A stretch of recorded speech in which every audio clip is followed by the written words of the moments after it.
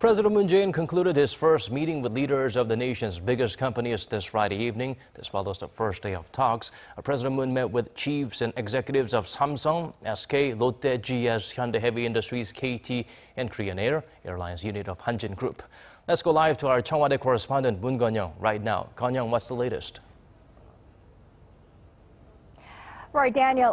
President Moon Jae-in has officially completed the task of meeting with the nation's largest conglomerates, so 14 largest firms plus one mid-sized food producer, one that is a poster child of this administration's economic policy direction or vision of labor-centered management and job creation. What's been dubbed the cocktail night, and that's because beer cocktail was served instead of last night's draft beer. Round two of the President Corporate Tycoons meeting lasted about 130 minutes. That's well over the initially planned 75 minutes, but compares with last night's 159. Tonight was initially planned to follow the style of outdoor beer talks, but the Blue House had to make last-minute changes on unfavorable weather conditions. It's been raining off and on here in the nation's capital all throughout the day. The reception took place indoors in the lobby of the main building here at the Blue House, and similar to last night, President Moon was first to break the ice with 7 corporate leaders with questions ranging from their daily workout routine, favorite sports, to challenging times for the nation's shipbuilding industry and state-of-the-art 5G technology to be introduced at the 2018 Pyeongchang Winter Olympic Games. So the overall ambience this evening seemed a bit more calm and poised, if you will, than last night's summer outing. And the presidential Blue House's explanation is that it's because of the venue of indoors. And I'm sure people were a little bit less irked this time, knowing what to expect from having the first one taken place yesterday.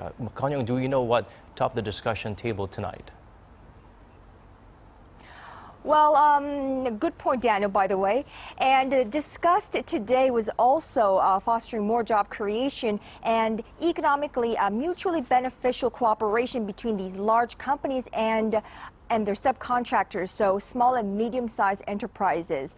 Now, all throughout the meeting, these corporate chiefs laid out and introduced their efforts to foster more job creation and support their subcontractors. But what stood out the most was SK Chairman Choi Tae-won's profound interest in these social enterprises and using that to create more jobs in the society. President Moon noted SK Choi Tae-won's book, Social Enterprises, Building a Better World.